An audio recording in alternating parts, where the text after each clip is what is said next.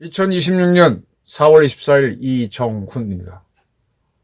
또 역사 조작이 일어날 것 같습니다. 이재명 때문에. 원래가 병원년이죠. 말띠. 같은 말띠입니다. 정확하게 528년 전 조선 연산군 때입니다. 1498년. 그때는 무오년입니다. 무오년, 말띠입니다. 그때 무오사화라고 하는 사건이 일어납니다. 기록 때문에 일어난 거죠. 그래서 피바람이 붑니다. 연산군 때. 무오사화. 지금 대한민국에서 이재명 대통령 연산군이 될 건가 아닌가 하는 의심이 드는데 이 병오사화를 일으킬 것 같다라는 생각이 듭니다. 왜냐? 언론이 보도한 거를 시비를 걸었어요. 요즘 왕과 사는 남자인가요? 왕사남이라는 영화가 히트를 쳤는데 전 아직 못 봤습니다. 그게 단종을 죽인 작은아버지 세조 그 소재를 하고 있죠. 이 무오사화가 바로 그 단종 사건을 소재로 하고 있는 겁니다. 좀 이해가 안 되실 텐데 조금씩 제가 하나씩 설명을 해드리겠습니다. 4월 24일 이재명 대통령이 X에다가 이렇게 썼습니다. 한국신문상 심사위원회는 대장동 이슈 보도에서 파괴력 있는 팩트를 발굴했다며 수상 사유를 밝혔다. 2023년 한국신문협회가 한국신문상을 수상한 적이 있는데 그 이유는 팩트를 발굴했다. 그런데 사실은 팩트 발굴이 아니라 엄청난 조작을 한 것이었다. 대장동 녹취록에도 있지 않는 그분 이재명을 창조해 보도함으로써 대선에서 민주당 후보를 낙선시키고 대한민국 역사를 바꿨다. 이로 인해 나라는 후퇴하고 국민들은 엄청난 고통을 겪었고 지금도 그 후과는 계속되고 있다. 다시는 권력기관과 언론에 의한 대선 조작으로 역사를 바꾸는 일이 있어서는 안 된다라고 X에 썼습니다. 한국신문상 심사위원회는 23년도 신문상 수여했던 거를 취소하고 그걸 받은 자들은 반납하라. 그런 보도 때문에 국민들 엄청난 고통을 겪었고 진짠가? 권력기관과 언론에 의한 대선 조작으로 역사를 바뀌는 일이 일어났다. 그리고 있었던 대선에서 이재명이 떨어졌다. 윤석열이 당선됐다. 그런 주장을 했습니다. 한국신문상이 뭐냐 하면요. 저도 잘 몰라요. 기자질을 했지만. 한국신문협회라고 있습니다. 저도 알고는 있어요. 동아조선 등 주요 신문사들이 만든 협회죠. 한국방송협회도 있습니다. 거기서 한국신문상을 주는 것 같아요. 근데 한 번도 주목한 적이 없습니다.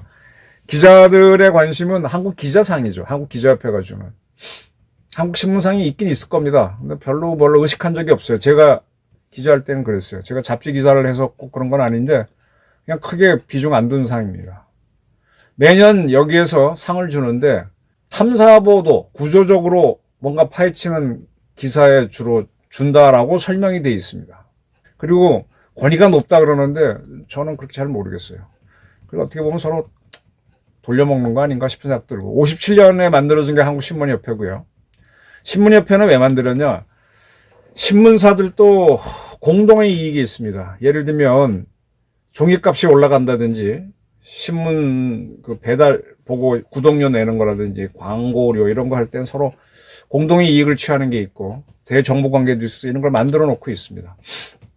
그래서 거기서 한국신문상을 주고 한국기자협회에서는 한국기자상을 주죠. 뭐 둘이 뭐가 다르다라고 하는데 한국기자협회도 탐사보도에 대한 상 줍니다.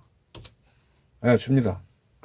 어쨌든 그런데 이 한국신문상이 무슨 상을 줬는가 하면은 경향신문에 한테 줬어요. 대장동 개발 특혜 의혹 보도.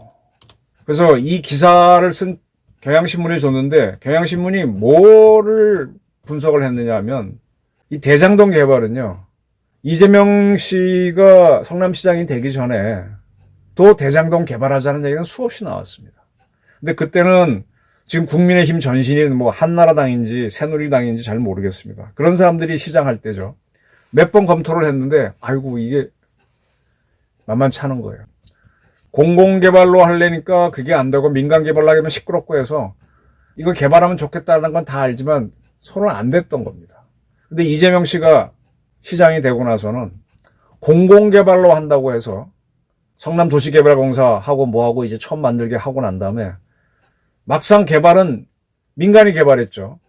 그 김만배 기자 출신 그 양반이 만든 화천대용과 뭐 천화동인인가 뭐 이런 것들이 해가지고 만들어가지고 해서 돈을 김만배 씨 이름이 만배. 그래서 뭐 만배를 벌었니, 뭐 천배를 벌었니, 뭐 얘기가 나오잖아요. 그래서 많이 벌었죠. 민간이 벌었잖아요. 그리고 지금 나오는 의혹은 뭐냐.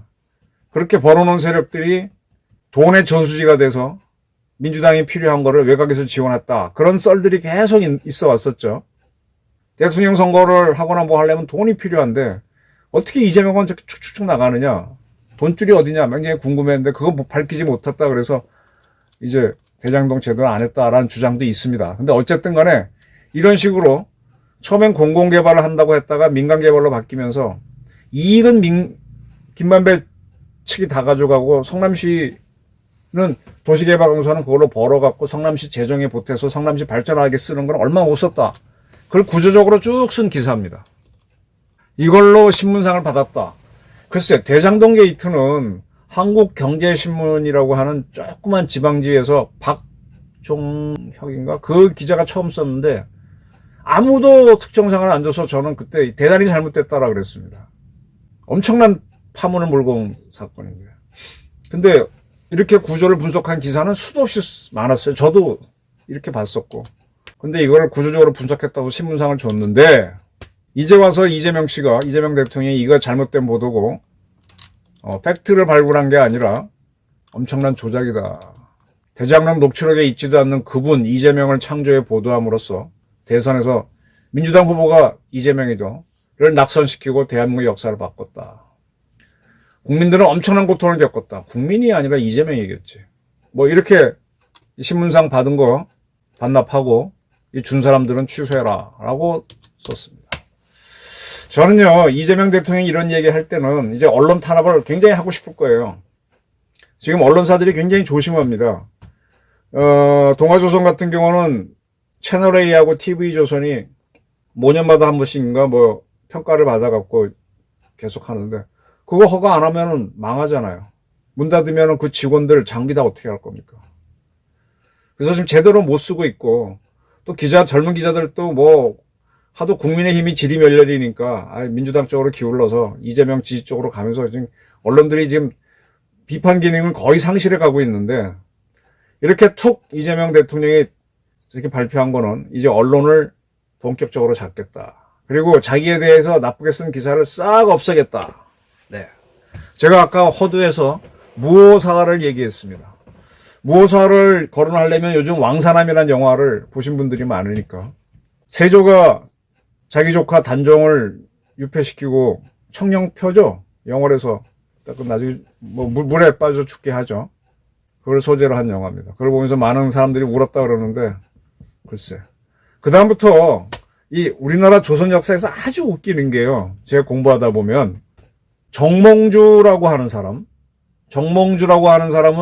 고려 말에 신진사대부로 나와가지고 그때 이 권신들의 반대를 합니다. 그래서 이성계랑 같이 가는데 같이 가다가 이성계 세력이 야 고려를 무너뜨리고 새로운 나라를 세우자라고 하는 데는 반대합니다. 그래서 정몽주를 개성 선주교에서 이방원이가 죽이죠. 그리고 조선을 개국합니다.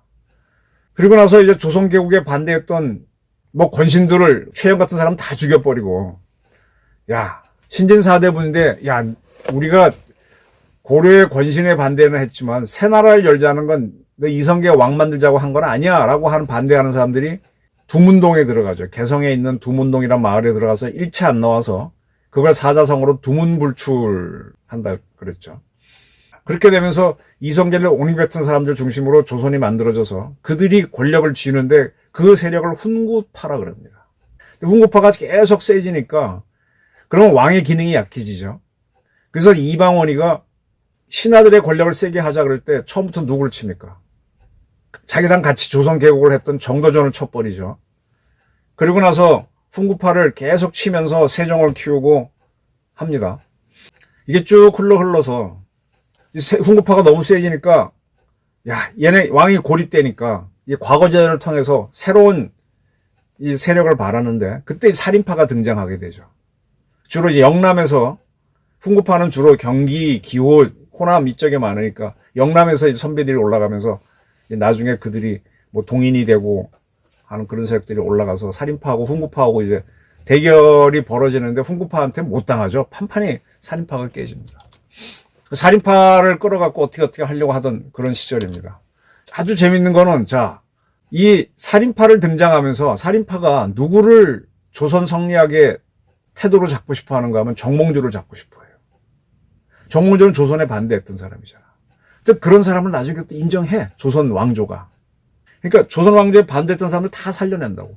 자, 세조가 단종을 죽이고 자기가 왕이 됩니다. 그 다음부터는 세조의 자손들이 쭉 조선의 왕들을 하는데 나중에 조선의 왕들이 세조가 단종 죽인 걸 비난하게 됩니다. 이게 참 웃겨요. 정치라는 게 그런 것 같아요. 자, 세조의 후손 중에 성종을 거쳐서 연산군이 나옵니다.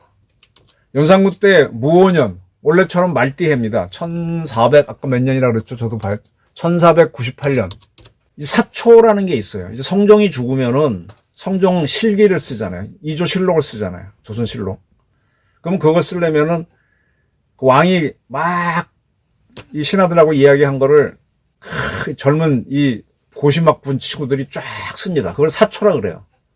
뭐 왕왈, 상왈 뭐라 그러고 누구 얘기하면 이정훈 왈, 정훈 왈 하고 쫙 써. 이제 초소로 쓴 거를 그걸 쭉 풀어가지고 실록화합니다. 그리고 실록은 역사기록이니까 손대지 마. 그리고 사초도 바꾸지 마. 그렇게 합니다. 그 사초를 실록을 쓰고 나서 그 사초 풀어 그땐 종이가 귀했으니까 그거를 경복궁 뒤에 산 넘어가면 세검정에 가서 이렇게 풀어서 다시 재생용지로 사용하고 그랬다는 거죠. 자, 그 사초가 문제입니다. 연산군 때 그 사초를 보면 아는데 연산군이 밥벌이죠. 근데 거기에 보니까 성종 때의 살인파의 대표로 김종직이라는 사람이 이제 판서까지 하고 올라오는데 그 사람의 이야기가 쓰여 있는 거예요. 그런데 조의제문이라는 게 나옵니다. 우리가 지금도 누가 돌아가시면 조문 간다 그럴 때 그거 조자입니다. 의제라고 하는 거는 중국에 여러 황제들이 있는데 그 무슨 제, 영락제 무슨 제 할 때 의제입니다. 그러니까 의제의 죽음을 애도하는 글이 조의제문이에요. 그럼 의제가 누구냐? 진시황이 죽고 난 다음에 중국에서 항우하고 유방이 쟁패해서 유방이 이겨서 한나라를 열죠. 그런데 사실은 유방하고 항우가 그러니까 같은 나라 사람이에요. 항우가 초나라를 이끌게 되죠. 나중에 둘 다 초나라 사람이었어. 그럼 초나라의 임금은 누구였느냐? 의제였어요. 의제였고 그 의제 밑에 신하로 항우하고 유방이 있었습니다. 그런데 항우가 이 의제를 죽여서 강에 던져서 죽여버려요.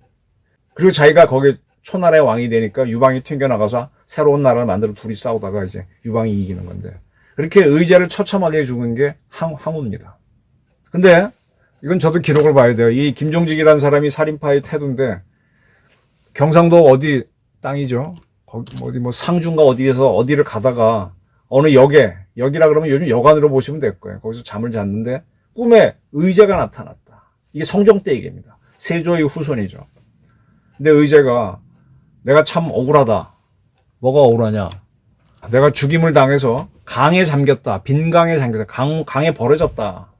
그래서 꿈에 나서 깨고 나서 어허 하고 나서 이 사람이 이제 그 의제를 조문하는 글을 씁니다. 그게 조의제문이죠. 근데 이것이 바로 단종을 청령포에서 죽게 하는 세조하고 같은 걸로 이해되는 거죠.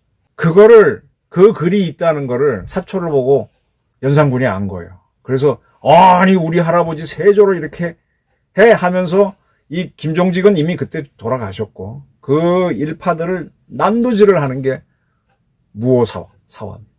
그 다음부터 이제 연산군 때 뭐 갑자성한이 뭐냐 피바람이 나다가 결국은 연산군이 날아가죠.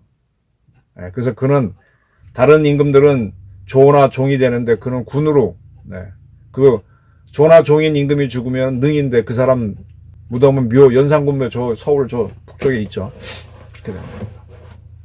그래서 한번 기록된 건 손대지 말라라는 걸로 무호사화는 얘기되고, 조의제문 그때 뭐 왕권을 비판했더라도 이거 살인파가 그렇잖아요. 처음부터 김종규 세력이 올라갈 때부터 정몽주를 조선 성리학의 태도로 잡았잖아. 이성계는 반역자로 봤던 거잖아요. 근데 그걸 받아들였고, 그 세조가 또 단종 폐위시키고 그걸 죽인 거, 그 비판, 그게 살인 정신인데 그걸 핑계로 다 하니까 이건 아니다. 무호사화가 굉장히 유명한 겁니다. 근데 지금 이재명 대통령이 됐어, 뭐가 됐든 간에. 그리고 지금 뭐 오늘도 보니까 김건희 여사도 뭘로 재판받고 저도 이제 더 이상 지겨워서 못 보겠어요. 지금 칼부림 하고 있잖아요. 그런 와중에 그 다음에 서영교 씨가 국정조사위원장 하면서 대장동 위례 사건 다 뒤집기 위해서 검사들 불러갖고 소리 막 지르고 하는 거 지겹잖아요. 그리고 지금 이재명을 기소했던 거를 공소 취소시키려고 막 하니까 박상용 검사가 공소 취소는 안 된다고 하면서 굉장히 단독으로 지금 불이익을 무릅쓰며 싸우고 있지 않습니까? 그런 와중에 이재명 대통령이 한국신문상 준 거 취소하고 받은 돈은 반납해라. 근데 경향신문이 어떤 매체입니까? 친민주당 매체죠. 그러니까 저는 이재명 대통령이 이런 얘기 할 때는 신문협회도 거기에 동아조선처럼 뼈대 있는 매체만 있는 게 아니라 한겨레도 있고 많잖아요. 정권하고 같이 가는 매체도 많으니까 상 취소하자고 다수결에 결의하면 결의됐고요. 그리고 경향신문도 우리 반납할게 하면 됐고요. 그렇게 하면서 해서 이제 언론 탄압으로 들어갈 수 있다는 거죠. 병오년 사화가 일어나는 거죠. 저는 이거를 지금 보는 겁니다. 이해되십니까? 역사적인 거 자세히 설명하면 너무 복잡하니까 제가 건너뛰면서 설명했는데, 이제는 지우고 싶은 겁니다. 이재명도. 지금 공소 취소하기 위해서 서영교 의원이 이끄는 국정조사위원회에서 저렇게 시끄럽게 말도 안 되고, 검사를 불러놓고 망신 주다가 거꾸로 당하는데 밀어붙이고 있어요. 지금 특검 또 만들어서 또 억지로 수사하고 있고, 그러면서 자기가 대장동 그거 당한 게 억울하고 대한민국 역사로 바꿨으니 그 상 토해놔. 그러면서 이 사건 조작을 바꾸고 싶은 거죠. 그렇다고 세조가 단종을 안 죽였나? 이 대장동을 최고의 건국 이후 최대의 잘한 사업으로 꾸미고 싶은 거겠죠. 네. 올해가 병오년, 무호사화에 이어서 528년 만에 병오사화가 일어나지는 건 아닌지 한번 보시기 바랍니다. 무시무시한 정권입니다. 네, 감사합니다.